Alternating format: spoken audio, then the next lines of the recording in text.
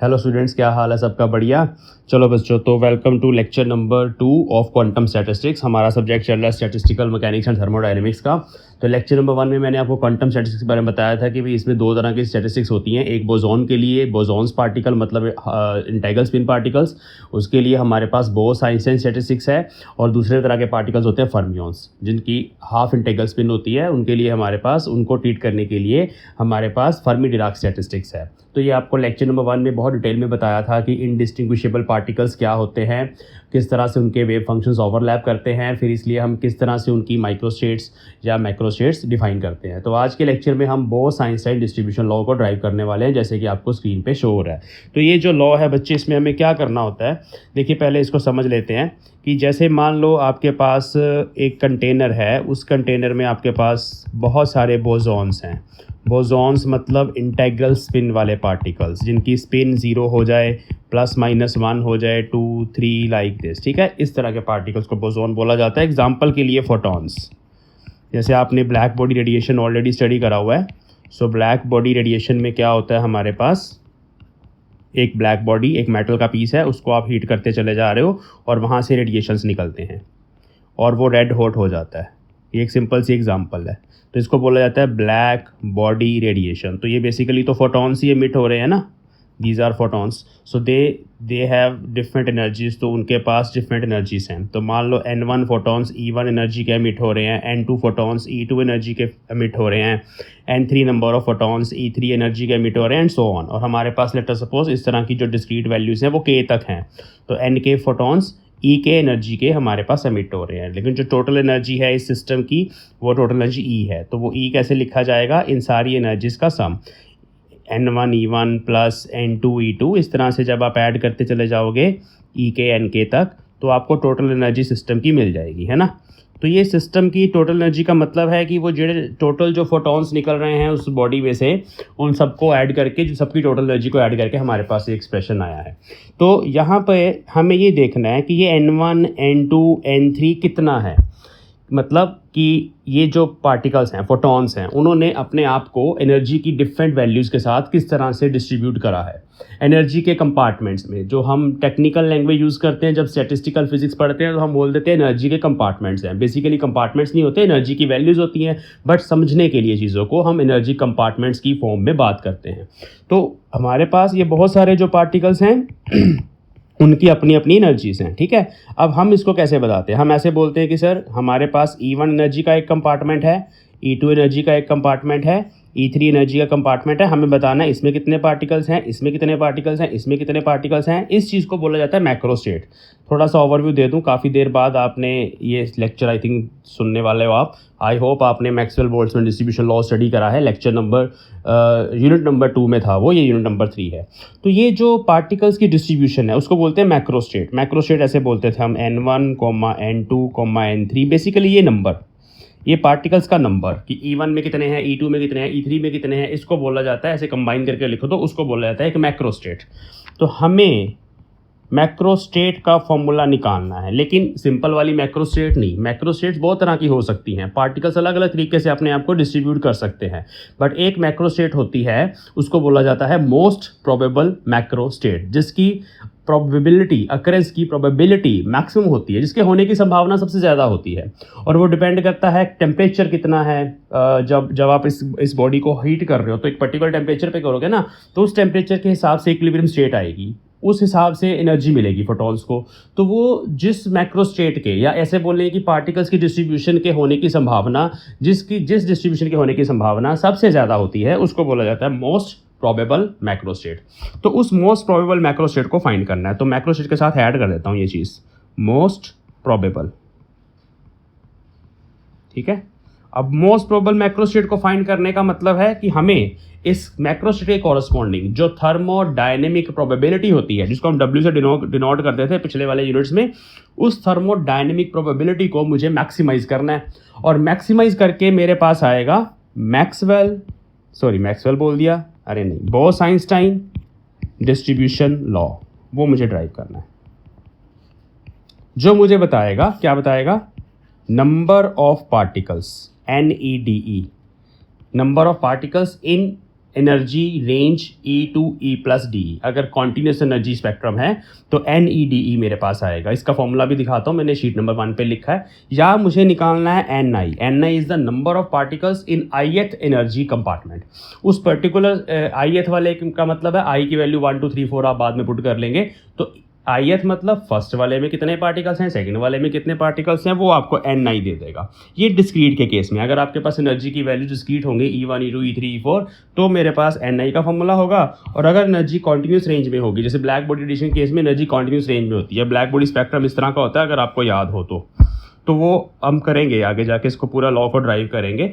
तो उस केस में एनर्जी की जो रेंज होती है कॉन्टिन्यूस स्पेक्ट्रम बनता है, तब हम इस तरह का फॉर्मूला बोलेंगे। तो हमें बोस-आइंस्टाइन डिस्ट्रीब्यूशन लॉ को फाइंड करना है। शीट 1 पे वापस चलते हैं। देखो ये मैंने दोनों फॉर्मूले यहाँ पे लिखे हैं, एग्जाम में ऐसे आएगा, to find most probable distribution of bosons among various energy levels. तो डिस्ट्रीब्यूशन का मतलब है कि ith एनर्जी लेवल में कितने पार्टिकल्स हैं, एन आई का मतलब है number of particles in ith energy level, वो मुझे निकालना है। तो ये फॉर्मूला इस तरह से बनेगा। इसमें जी आई क्या है, G I is the number of cells corresponding to ith energy compartment. ये भी आप समझ लो। देखो जी आई का मतलब है, जैसे मान लो एक पर्टिकुलर एनर्जी है मेरे पास E1, एक पर्टिकुलर एनर्जी है मेरे पास E1। अब E1 एनर्जी के मान लो एक की बजाय मेरे पास 3 4 5 6 7 8 लेवल्स हैं। लेट अस सपोज मान लो GI नंबर ऑफ लेवल्स है उसके अंदर, तो हम इसको बोल देते हैं, GI को टेक्निकल लैंग्वेज में बोल देते हैं सेल्स इन ith कंपार्टमेंट। मतलब मैं क्या करूँगा, इस तरह से एक डब्बा इमेजिन करूँगा, उस पूरे डब्बे की एनर्जी EI है, उसके अंदर फिर फर्दर सेल्स हैं मेरे पास। ये छोटी छोटी पार्टीशंस मैंने बना दी, ये सेल्स हैं, ठीक है। अब इसको टेक्निकल लैंग्वेज में बोला जाता है degree of degeneracy. Degree of degeneracy का मतलब होता है कि एक एनर्जी वाले जितने लेवल्स आपके पास एग्जिस्ट करते हैं उसको बोला जाता है डिग्री ऑफ डीजेनरेसी। अब मतलब जो मेरे पार्टिकल्स हैं वो इस यहाँ पर भी होंगे, चाहे यहाँ होंगे, चाहे इस सेकंड फोर्थ वाले में आ जाएंगे, थर्ड वाले सेल जितने भी जिसमें सेल में चले जाएंगे। चक्कर ये है कि इनकी एनर्जी सबकी सेम रहेगी EI, मतलब वो किसी भी सेल में हो सकते हैं बट एनर्जी सबकी सेम है EI। दूसरा, क्योंकि बोसॉन्स की हम बात कर रहे हैं, लेक्चर नंबर 1 में मैंने बताया था कि अगर आप बोसॉन्स की बात करोगे तो यहाँ पे जो दो पार्टिकल्स हैं अगर वो आपस में एक दूसरे के साथ एक्सचेंज हो जाएंगे सेम सेल के अंदर, कोई फर्क नहीं पड़ेगा। दोनों इनडिस्टिंग्विशेबल पार्टिकल्स हैं, एक जैसे हैं, दोनों एक जैसे हैं देखने में, आइडेंटिकल ट्विंस। उनके वेव फंक्शंस ओवरलैप करते हैं, उनके वेव फंक्शन इस केस में सिमेट्रिक होते हैं। There may be the number more than one number of particles in one energy cell, कोई चक्कर नहीं है। एक के अंदर इस केस में अगर फर्मियंस होते तो एक सेल के अंदर एक ही पार्टिकल होता, दो नहीं आ सकते। लेकिन अगर बोसॉन्स हैं तो एक सेल के अंदर 2 4 6 8 10 जितने मर्जी पार्टिकल्स आप रख सकते हो एक ही लेवल पे, कोई चक्कर नहीं है। देखो ये जो हम ड्राइव कर रहे हैं ना, स्टैटिस्टिकल लॉ ड्राइव कर रहे हैं बेसिकली, ये लेजर्स की थ्योरी में भी जाएगा। जो बच्चे ऑप्टिक्स एंड लेजर्स पढ़ रहे हैं वहाँ पर जब आप लेजर्स पढ़ोगे तो आइंस्टाइन ने इसी लॉ को यूज़ करके लेजर्स की थ्योरी दी थी कि वो स्टिमुलेटेड एमिशन कैसे होता है, फिर वो किस तरह से यूनिफाइड बीम हमें मिलता है लाइट का। तो वहाँ पर भी ये चीज़ काम आएगी। दूसरा, ब्लैक बॉडी रेडिएशन को भी एक्सप्लेन करने में ये चीज़ हमारे काम आने वाली है, जो लॉ आज हम ड्राइव करने वाले हैं। तो इस लॉ की डेरिवेशन बहुत इंपॉर्टेंट है, बड़े ध्यान से करना है इसको।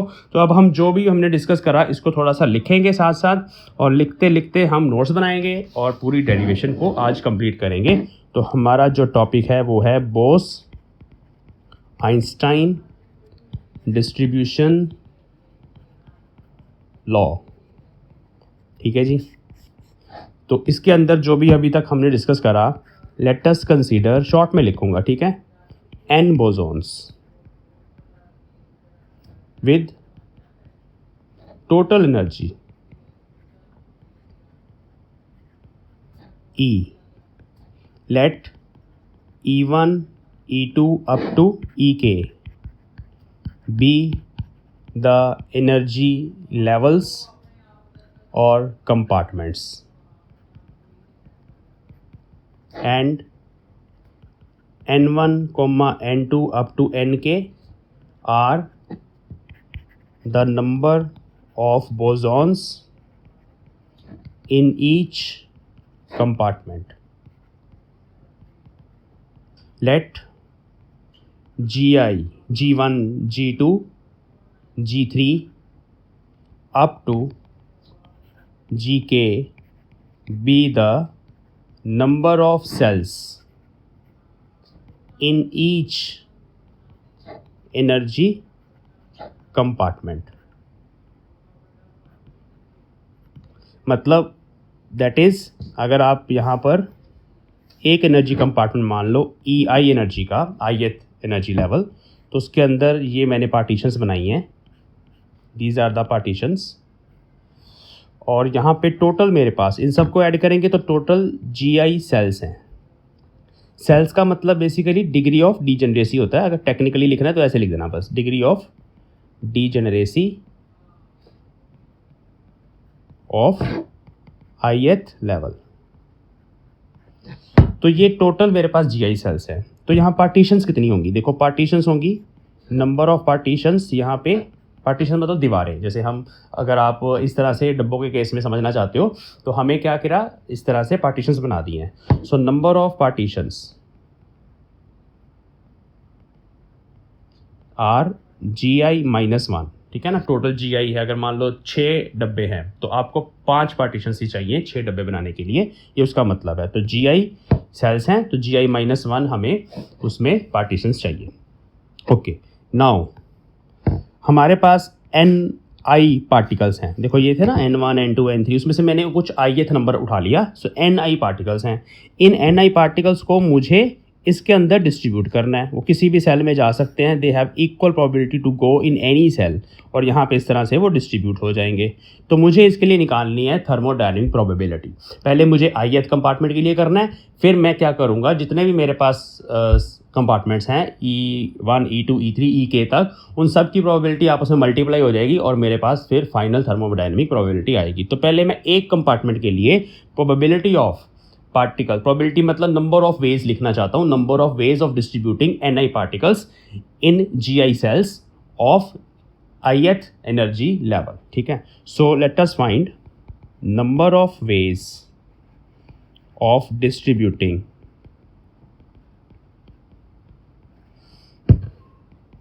Ni पार्टिकल्स, पार्टिकल्स मतलब बोसॉन्स हैं अभी, ठीक है, बोसॉन्स है ना। Ni particles in GI cells of ith energy level। Okay, तो नेक्स्ट शीट पे करते हैं इसको, ये मुझे निकालना है। तो मेरे पास टोटल नंबर ऑफ वेज कितने बनते हैं, देखो टोटल मेरे पास 2 चीज़ें हैं, एक है पार्टिकल्स जो हैं Ni और दूसरे हैं सेल्स जो हैं GI-1 पार्टीशन, सॉरी सेल्स तो GI हैं, पार्टीशंस, 2 चीज़ें हैं हमारे पास, ठीक है। ये पार्टीशंस हैं और ये पार्टिकल्स हैं। तो पहले हम टोटल नंबर ऑफ वेज लिख लेते हैं कि ये जो हमारे Ni पार्टिकल्स हैं वो GI-1 पार्टीशंस हैं, दोनों की हमने सारी कॉम्बिनेशंस या सारी परमुटेशंस देख लेनी है। तो वो सारी परमुटेशंस कितनी होती हैं मैं अभी आपको बताता हूँ। The number of ways of permutating Ni particles among GI cells of ith compartment is Ni plus GI-1। ये टोटल नंबर है मेरे पास, ठीक है, फैक्टोरियल। ये हमारे पास टोटल नंबर ऑफ अरेंजमेंट्स आएंगे, ठीक है। This gives total number of arrangements. इसको हम ऐसे ही अभी ध्यान में रखेंगे। अब ये टोटल नंबर ऑफ अरेंजमेंट्स हैं, इसमें क्या है कि भाई जितने भी तरीके हमारे पास टोटल हो सकते हैं वो Ni प्लस GI-1 फैक्टोरियल है। अब जो इसमें पार्टिकल्स हैं हमारे पास Ni पार्टिकल्स, अब क्या है, जैसे मैंने आपको बताया कि पार्टिकल्स की रीऑर्डरिंग से कोई फ़र्क नहीं पड़ेगा। अगर Ni पार्टिकल्स अपने आप को अलग अलग तरीके से डिस्ट्रीब्यूट कर रहे हैं GI सेल्स के अंदर, तो अगर वो एक पार्टिकल दूसरे की जगह चला जाएगा, दूसरा पहले की जगह आ जाएगा, तो उससे हमारे पास कुछ नई माइक्रोस्टेट बन के नहीं आएगी। इस केस में माइक्रोस्टेट वही रहेगी जो है। तो मतलब जो Ni पार्टिकल्स हैं वो अकेले अकेले कितनी परमुटेशंस बना सकते हैं, अकेले बिना पार्टीशंस के Ni पार्टिकल्स कितनी बार घूम फिर सकते हैं। अगर मुझे उस फैक्टर को कंसिडर करना है तो वो है Ni फैक्टोरियल। अब उस फैक्टर से इस फैक्टर को डिवाइड करना पड़ेगा। This is because of indistinguishability of particles. So वो भी हमें लिखना है। सो एज पार्टिकल्स आर, इसको ना नंबर 1 दे देते हैं इस चीज़ को, इसको कुछ नाम दे देते हैं ताकि आपको बाद में हमें इसको कॉल करने में दिक्कत ना हो। इसको डब्ल्यू ए बोल दिया मैंने, ठीक है, W A. Now the number of particles are indistinguishable. Quantum statistics का सबसे main point, they are indistinguishable particles, so all the permutations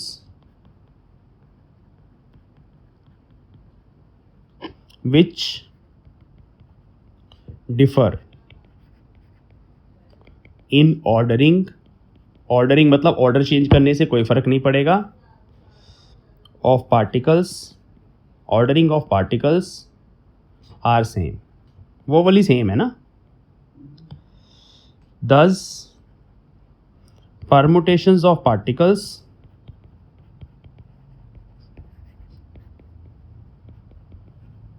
among themselves will not have any affect the arrangement। कोई different arrangement नहीं बनाएंगे। Therefore, WA have to be divided by NI factorial. ये particles की आपस में कितनी permutations हैं वो NI फैक्टोरियल है, तो अब उस इक्वेशन 1 को NI फैक्टोरियल से डिवाइड करना है। इसके बाद अभी और भी चीज़ है, ऑल्सो रीशफलिंग द पार्टीशंस भी, एक पहली पार्टीशन को उठा के दूसरी की जगह ले जाओ, दूसरी को उठा के पहली की जगह ले जाओ, पार्टीशन तो एक जैसी है सारी, सो उनको भी रीशफल करने से कोई फ़र्क नहीं पड़ेगा। Partitions will not cause any difference in arrangements. Therefore we have to divide WA by, अब वो GI-1 नंबर था उनका, फैक्टोरियल साथ में आएगा बिकॉज ऑल परमुटेशंस, तो इस फैक्टर से भी डिवाइड करना पड़ेगा टू गेट, क्या आएगा फिर, क्या हमारे पास यूनिक अरेंजमेंट्स, ठीक है। So to get number of different arrangements of NI particles, ठीक है जी। सो हमारे पास जो ith कंपार्टमेंट के लिए W आएगा, थर्मोडायनेमिक प्रोबेबिलिटी, वो ये आएगी, वो आएगी WA को इन दोनों फैक्टर से डिवाइड कर दो,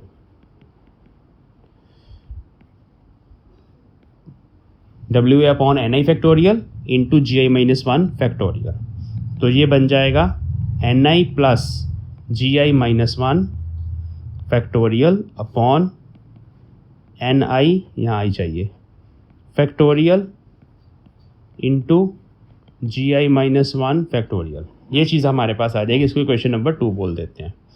अब ये तो है ith कंपार्टमेंट के लिए, हमें अब टोटल निकालना है सारी एनर्जी स्टेट्स के लिए, वो थर्मोडायनेमिक प्रोबेबिलिटी बनेगी। The thermodynamic probability of finding boson distribution in E1, E2 up to EK compartments for macrostate हमारी कौन सी है, N1, N2 up to Nk। इस मैक्रोस्टेट के लिए थर्मोडायनेमिक प्रोबेबिलिटी हमारे पास आएगी W is equal to W1 हमारे पास E1 कंपार्टमेंट के लिए है, multiplied by W2 multiplied by W3। ये आपको पता है प्रोबेबिलिटी का कॉन्सेप्ट है, सिंपल प्रोबेबिलिटीज इस तरह से मल्टीप्लाई होती हैं। सो लास्ट तक WK हमारे पास आएगा अगर इंडिपेंडेंट इवेंट्स हो तो। अब हमें क्या करना है, तो W कौन सी मैक्रोस्टेट के लिए है, ये ऐसे लिख लेना हमें, Nk इस मैक्रोस्टेट के लिए W निकालना है। तो अब उसको कैसे लिखेंगे, ये मल्टीप्लाई को हम पाई सिंबल से डिनोट करते हैं, जैसे समेशन लगाते हैं सिग्मा के साथ हम करते हैं डिनोट समेशन के लिए। मल्टीप्लाई के लिए I is equal to 1 to N के लिए जब आपको मल्टीप्लाई करना है पाई सिंबल की हेल्प लेते हैं। So I is equal to 1 to K तक है WI, तो ये बनेगा pi I is equal to 1 to K, पूरा हमारा जो फॉर्मूला है वो ये बनेगा। ये थर्मोडायनेमिक प्रोबेबिलिटी का भी फॉर्मूला हमारे पास आया।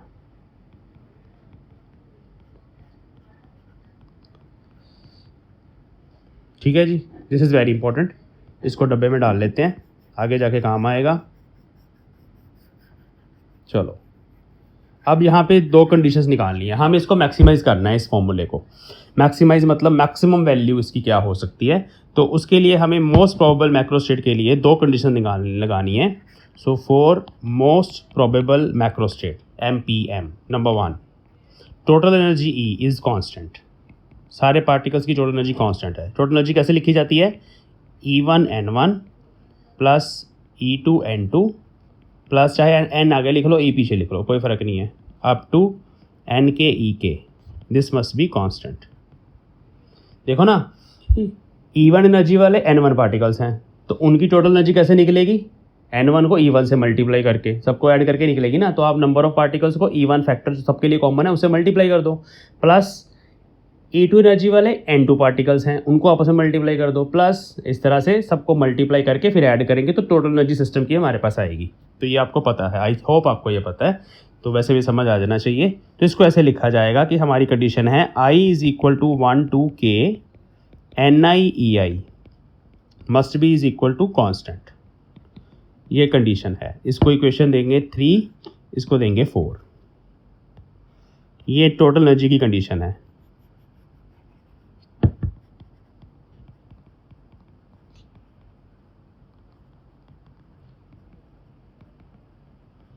अब दूसरी कंडीशन है टोटल नंबर ऑफ पार्टिकल्स अगर सिस्टम के कांस्टेंट है। ये हर बार ट्रू नहीं है, बट अगर है तो फिर क्या होगा?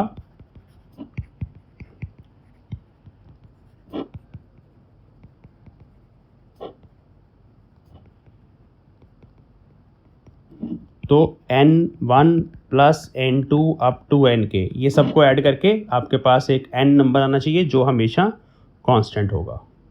इसका मतलब है summation I is equal to 1 to K NI must be constant, ये दूसरी कंडीशन है जी। ठीक है, तो इसको भी हम हाईलाइट कर लेते हैं, इक्वेशन नंबर 5 बनेगी ये। Okay, now to maximize W, take, पहले हम लेंगे नेचुरल लॉग, ये हम हमेशा ऐसे ही करते हैं, आपने मैक्सवेल बोल्ट्जमैन डिस्ट्रीब्यूशन लॉ में भी ये पढ़ा है यूनिट नंबर 2 में। तो हम W का लॉग लेते हैं, take natural log of W, that is ln W, it should be maximum, it should be maximum. तो उसके लिए हम क्या करते हैं? If derivative of natural log W is equal to 0, तो हम उसको डिफ्रेंशिएट करके इक्वल टू 0 करेंगे, वहाँ से हमारे पास एक कंडीशन निकल के आएगी। ये वाली दोनों कंडीशंस इक्वेशन 4 और 5 की बाद में इम्पोज करेंगे इस पे। तो पहले हमें नेचुरल लॉग लेना है W का, जो पीछे W लिखा था, और नेचुरल लॉग लेने के बाद फिर हमें उसको मैक्सिमाइज, उसको डिफ्रेंशिएट करना है। पहले इतना काम करते हैं, चलो देखिए कैसे करना है। नेचुरल लॉग W क्या बनेगा? देखो, natural log pi I is equal to 1 to K। अब ऊपर वाला फैक्टर क्या था उसको रिकॉल करिए। ठीक है, देखो वो था NI plus GI minus 1 factorial divided by NI factorial GI minus 1 factorial, ये फैक्टर है। इसका हमने लॉग ले लिया। लॉग कैसे लिया जाता है? आई होप आपको पता है, ये मल्टीप्लाई है तो ऐड हो जाएगा, तो मैं लिख रहा हूँ, तो ये बनेगा नेचुरल लॉग, ये समेशन बाहर लिख लेते हैं पहले। So summation I is equal to 1 to K natural log NI plus GI minus 1 factorial minus natural log NI factorial minus natural log GI minus 1 factorial. Now by using Stirling formula, तो Stirling formula I hope आपको याद है, वो होता था natural log N is equal to N log N, ऐसे लिखा जाता है। ठीक है, तो ऐसे लिख लेंगे पहले, तो ये बनेगा I is equal to 1 to K NI plus GI minus 1 factorial, यहाँ फैक्टोरियल चाहिए, तो ये फैक्टोरियल था ऊपर, अब फैक्टोरियल नहीं लगाना मुझे। ठीक है, natural log N I plus G I minus one, पहले ऐसे लिखा जाएगा। ये ना इस टर्म के लिए मैंने लिखा, ये जो टर्म है उसको ऐसे लिखना है। देखो ये फॉर्मूला अप्लाई करके आपके पास बन जाएगी, आप ध्यान से देख लो एक बार। अलग कलर से कर देता हूँ, ये वाली टर्म को हम ऐसे लिख लेंगे, ठीक है। अब मैं ये नीचे से रब कर रहा हूँ ये ऐसे, बट आई होप आपको समझ आ गया मैं क्या कहना चाहता हूँ। चलो आगे चलते हैं। तो ये हमारे पास ऐसे बनेगा। अब ऐसे ही नेक्स्ट वाली टर्म क्या बनेगी, minus N I natural log N I. अब फैक्टोरियल नहीं है कहीं पर यहाँ पे, ठीक है। ये फैक्टोरियल को सॉल्व करने के लिए होता है Stirling formula. Minus G I minus one natural log G I minus one, ये सारा कुछ हमारे पास समेशन के अंदर रहेगा। Now I will differentiate it, ठीक है। तो ध्यान से देखो इसको डिफ्रेंशिएट कैसे करना है। Derivative of natural log W, ये निकालेंगे अभी हम। तो यहाँ पे ना दो फंक्शंस हैं, ये u है ये v है। तो पहले हम u लिखेंगे, डेरिवेटिव ऑफ v लिखेंगे, प्लस v लिखेंगे, डेरिवेटिव ऑफ u लिखेंगे। ध्यान से समझना, पहले हम u लिखेंगे, समेशन एज इट इज़ लगानी है, i is equal to 1 to k। अब पहले मुझे u लिखना है, सो u के लिए मैंने लिखा N I plus G I minus one. अब नेचुरल लॉग v है ना, तो इसका डेरिवेटिव क्या होता है 1/, जब मैं 1/, करूँगा तो ये सेम फैक्टर है इसके नीचे आ जाएगा, upon N I plus G I minus one, ठीक है। ये फैक्टर नीचे आ गया। नेचुरल लॉग का डेरिवेटिव लॉग एक्स का डेरिवेटिव 1/x होता है, तो ये हो गया। अब इसके बाद चेन रूल लगेगा, ब्रैकेट के अंदर जो चीज़ है उसको डिफ्रेंशिएट करना मुझे, तो उसको डिफ्रेंशिएट करेंगे। जी आई उसमें कांस्टेंट है, number of cells are constant, 1 उसमें कांस्टेंट है, लेकिन जो एन आई है वो कांस्टेंट नहीं है, क्योंकि एन आई है number of particles in ith compartment, तो वो कुछ भी हो सकता है। सो उसके लिए मेरे पास उसका डेरिवेटिव आएगा डी एन आई। तो ये ऐसे होगा, फर्स्ट फंक्शन u जो मैंने एज इट इज़ लिखा, v का डेरिवेटिव लिखा, अब प्लस v लिखना मुझे, तो वो आएगा natural log N I plus G I minus one, और derivative of u which is D N I, इसका डेरिवेटिव डी एन आई, क्योंकि जी आई और 1 का डेरिवेटिव 0 है। तो फर्स्ट टर्म को डिफ्रेंशिएट करके ये बना। अब ऐसे ही सेकंड टर्म को डिफ्रेंशिएट करेंगे, कलर चेंज कर लेता हूँ फिर से। देखिए पहले मुझे फर्स्ट इसको एज इट इज़ लिखा, एन आई को एज इट इज़ लिखा, इसका डेरिवेटिव करा तो वो नीचे आएगा, प्लस इसके साथ डी एन आई भी आएगा, प्लस की जगह माइनस, क्योंकि ये माइनस बार पड़ा इसलिए माइनस लगा दिया। माइनस लगाने के बाद अब मुझे नेचुरल लॉग एन आई को एज इट इज़ लिखना है, लेकिन मुझे एन आई का डेरिवेटिव करना है, वो डी एन आई आएगा, ठीक है। अब मुझे लास्ट टर्म को इसी तरह से डिफ्रेंशिएट करना है। जो लास्ट टर्म है वो ये है ना, ये G I minus one natural log G I minus, अब इसको डिफ्रेंशिएट करना है। भाई इसको डिफ्रेंशिएट करेंगे तो 0 ही आएगा, क्योंकि मैंने पहले बताया G I number of partitions या नंबर ऑफ सेल्स हैं, G I minus one number of partitions हैं जो हमेशा कांस्टेंट है, वो नहीं चेंज हो रही। तो इसका डेरिवेटिव 0 आएगा, तो -0 और सारा कुछ ब्रैकेट में, और जिसको हमने बाद में इक्वल टू 0 करना है वो मैं नेक्स्ट शीट पे करता हूँ। तो ये डेरिवेटिव है। अब यहाँ पे कटेगा कुछ, ये चीज़ें दोनों कट जाएंगी, 1 आ जाएगा यहाँ पे, यहाँ पर भी ये दोनों चीज़ें कट जाएंगी, 1 आ जाएगा यहाँ पे। अच्छा डी एन आई कॉमन आएगा, ये डी एन आई प्लस में पड़ा हुआ है यहाँ पे, यहाँ माइनस में पड़ा हुआ है, ये भी कट गया। तो दोनों जगह डी एन आई कॉमन आएगा, और यहाँ माइनस साइन है, तो नेचुरल लॉग को कॉमन करके लिखूँगा मैं, तो जी आई इस टर्म के नीचे ये वाली टर्म आ जाएगी, क्योंकि माइनस साइन है, लॉग अगर हम कॉमन करके लिखेंगे, और डी एन आई दोनों के साथ कॉमन है। तो नेक्स्ट शीट पे लिखता हूँ मैं।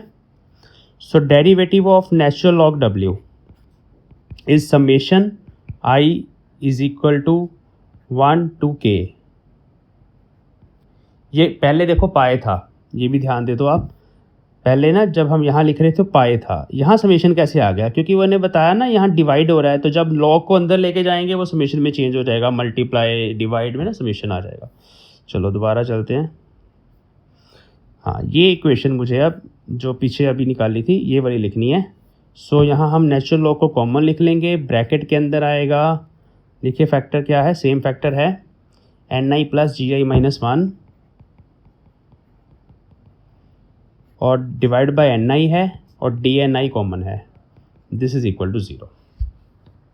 अब इसको इक्वल टू 0 करना है। इस इक्वेशन को सेव कर लेते हैं। अब इस पर कंडीशंस इम्पोज करनी है हमें, this is most important equation,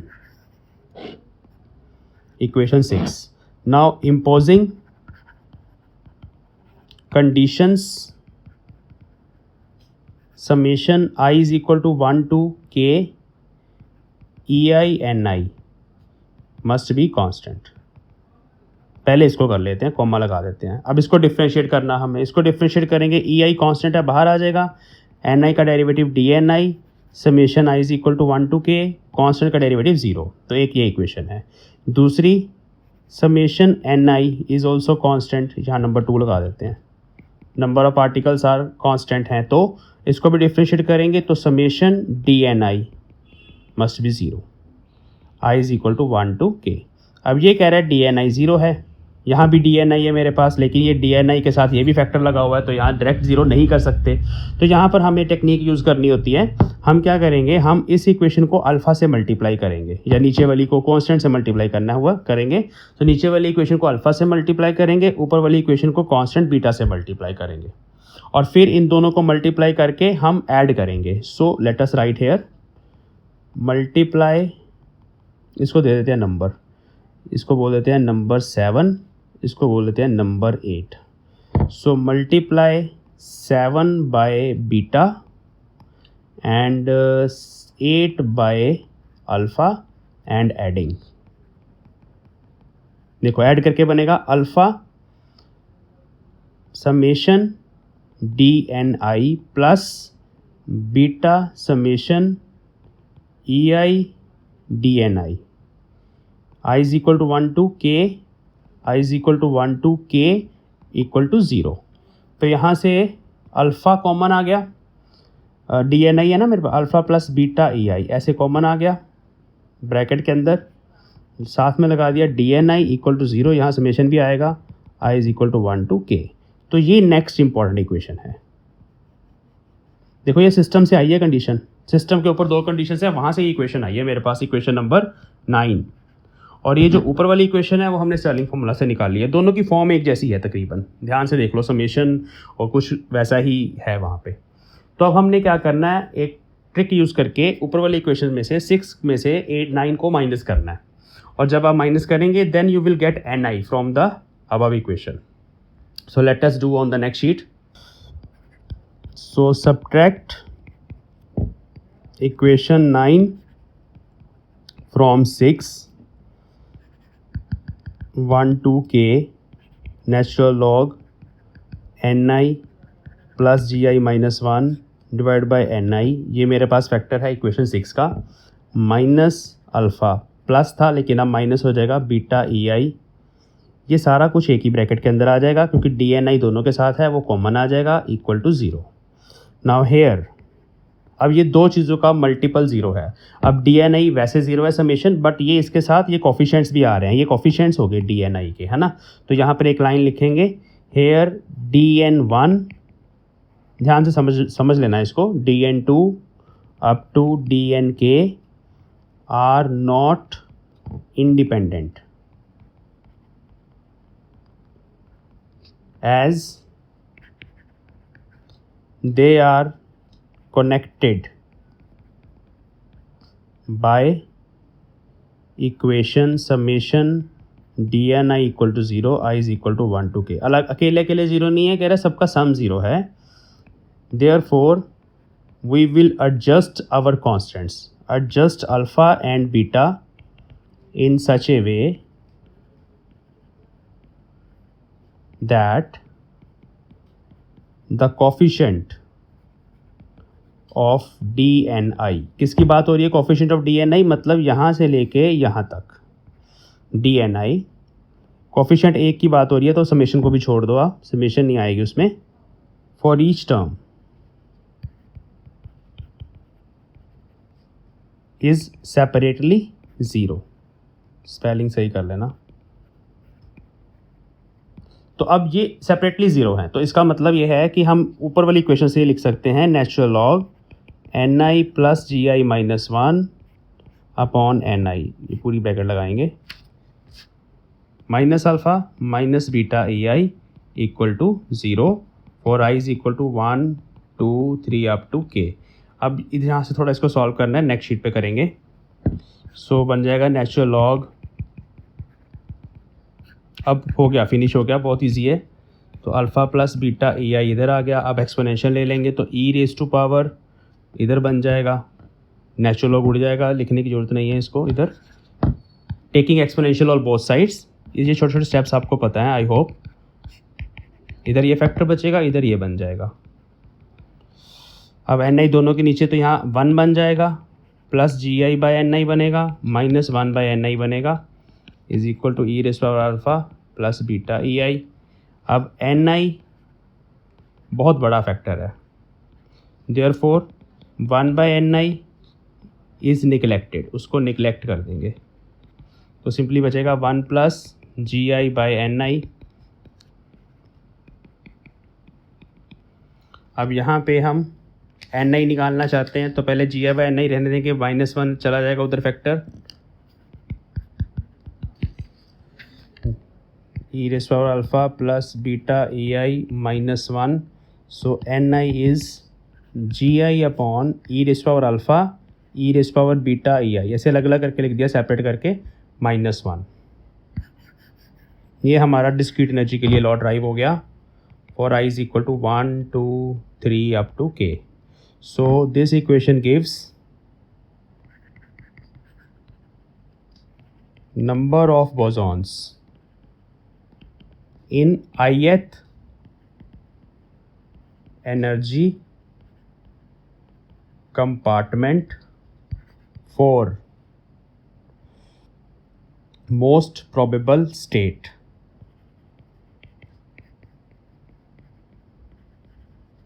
macro state और मोस्ट प्रोबेबल स्टेट। तो हमने पिछली क्लासेस में फाइंड किया था लास्ट यूनिट में कि यहाँ पे जो कांस्टेंट बीटा होता है वो होता है 1 बाय स्मॉल के टी, वेयर के इज़ बोल्ट्जमैन कांस्टेंट, उसको पुट कर देंगे, देयरफॉर एन आई इज़ ये यही रहेगा। वो आपने कैसे फाइंड करा था वो आप लास्ट लेक्चर देखिए जाके, लास्ट लेक्चर नहीं लास्ट यूनिट के अंदर जब मैक्सवेल बोल्ट्जमैन को हमने ड्राइव करा वहाँ करा था, वो देखना जाके अगर नहीं पता तो ये बनेगी इक्वेशन फॉर डिस्क्रीट एनर्जीज। ठीक है, ये ई आई लिखा है मैंने, इसके पैर में आई लिखा है।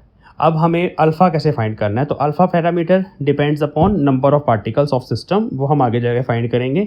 So here alpha is evaluated by the condition of constituency of number of particles। now continuum limit मैंने बताया था आपको, फिर बताता हूँ। continuum limit,